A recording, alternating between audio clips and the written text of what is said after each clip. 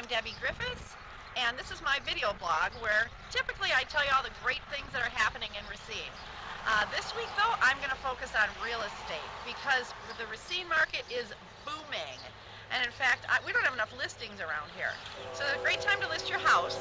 So I thought this would be a great time for me to give you a few easy tips to get your house ready for putting on the market. So one of my clients was kind enough to allow me to use her house as an example of some of the things that you can do. All right, so really what you need to do is you need to walk around your house and look at it with a buyer's eye. Now you may think your house is great and a lot of these small things really don't matter, but a buyer is going to think they matter. I mean, wouldn't you? So the outside is critical. It is what brings people in your house. If the outside doesn't look good, they're not even going to come in. So the first thing that you need to do is walk around and look for any peeling paint. Our weather is terrible, and every year our houses get beat up in the winter. So any of this peeling paint needs to be scraped, needs to at least be primed, so that any buyer can buy your house. FHA buyer, conventional buyer, they can all buy it. So that's the first thing I would suggest. Secondly, down here we have our plants. You know, of course, we're in Wisconsin, so they can't really look much better than this. But, you know, try to hang some plants, get some nice little pots and stuff, get them filled up, and make it look inviting. So let's go this way. Now this house is a good example of what I'm going to say. You want to make sure, because of the weather here in Wisconsin, it erodes the dirt terribly every year. Now these guys have done a great job in making sure that their grading goes away from the house. As you can see here, it slopes away from the house. You want to make sure, walk all around your house. If there's any areas that are dug out or eroded, you need to get some dirt and fill that in because you don't want water getting into your basement.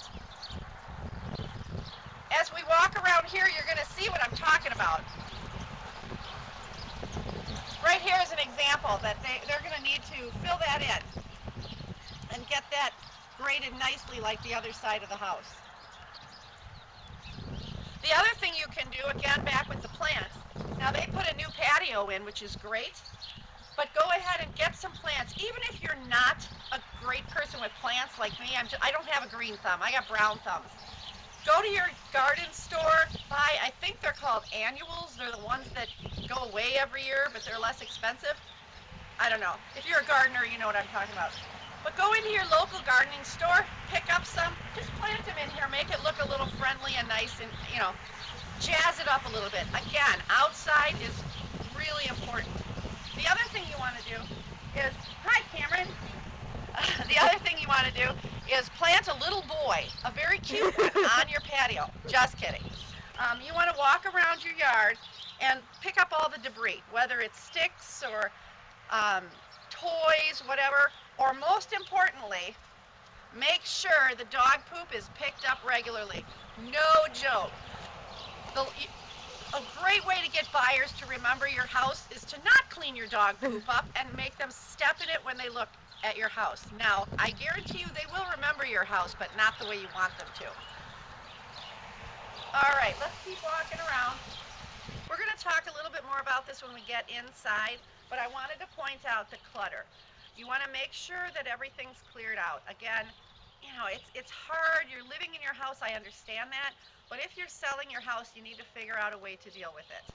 With the help of my assistant, Cameron, I'm going to talk about decluttering. If you don't do anything else in your house, declutter. I know it's difficult when you have a family and you're living in your house, but you've got to do something.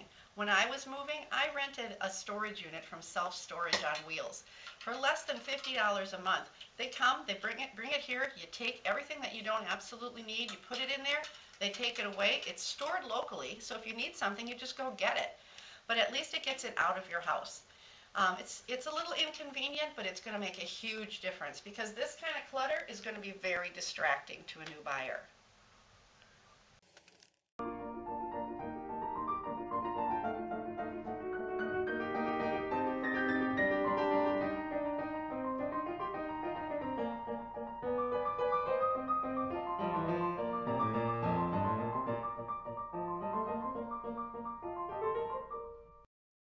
So it's just that easy.